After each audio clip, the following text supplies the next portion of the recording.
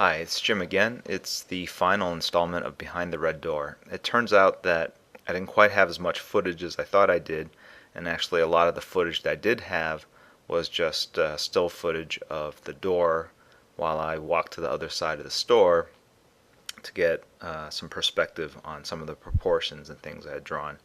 Um, Towards the end, as I was fine-tuning everything, I would walk 20 feet to sort of see how the image was coming along. When you're working very close to something like this, you really can't tell what's going on. 90% of the drawing is already done, and as you'll see, I'm just adding little details here and there. The last 10% of a drawing can often take 30% of the time. That's also true on interior pages.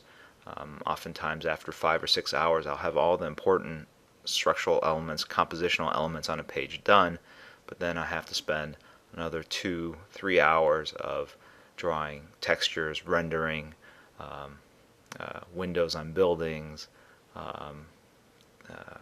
nooks and crannies on rubble, clouds. A lot of it is just surface gloss.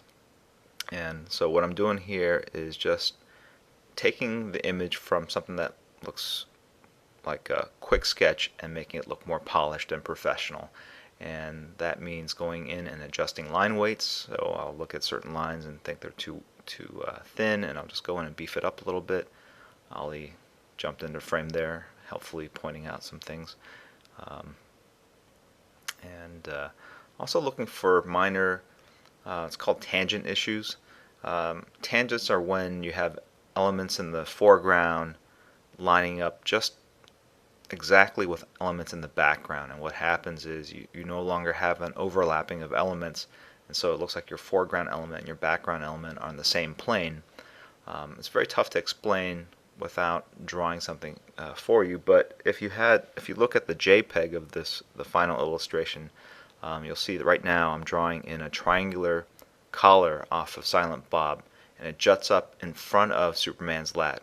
Before, the line of the collar was just so, it was right on the same line as the lat, and so Silent Bob and Superman kind of flattened out, suggested that they were kind of in the same plane, and I wanted to create a little depth, and it's a very subtle thing, but it does work. And I just basically extended the collar so it was clearly in front of the lat of Superman, and actually when we zoom in you can see it, and it just helps create a little bit more depth.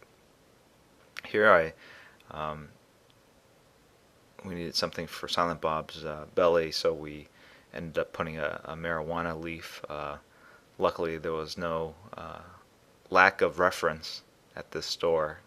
It's called the Secret Stash, but there are images everywhere, so that was pretty easy to do.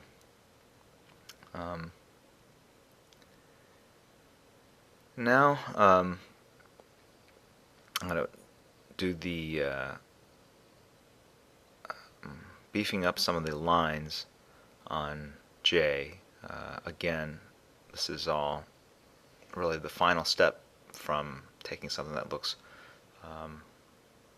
like a sketch into a more finished drawing. Here I'm also cleaning up the edge here on the door, just opening it, and so I can go all the way to the edge. And at the time I was thinking, well, I wonder how hard it would be to take the door off the hinges so I could do the other side. That was not to be, but these are the strange things that pop into your head when you're working on projects like this.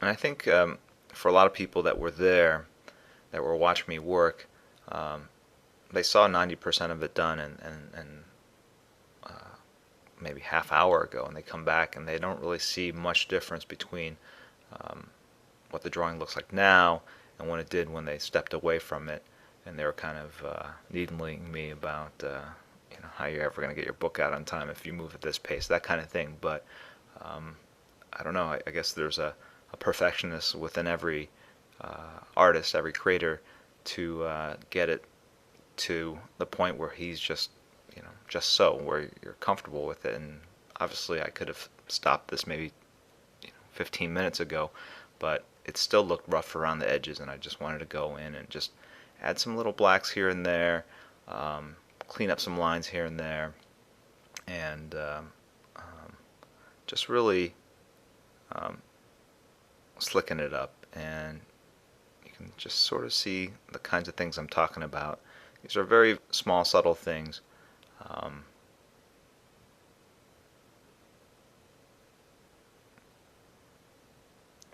The cross-hatching in the background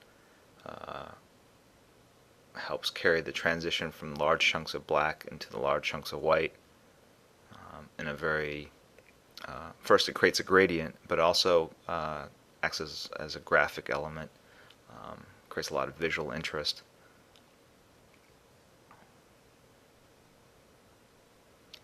I'm coming back in and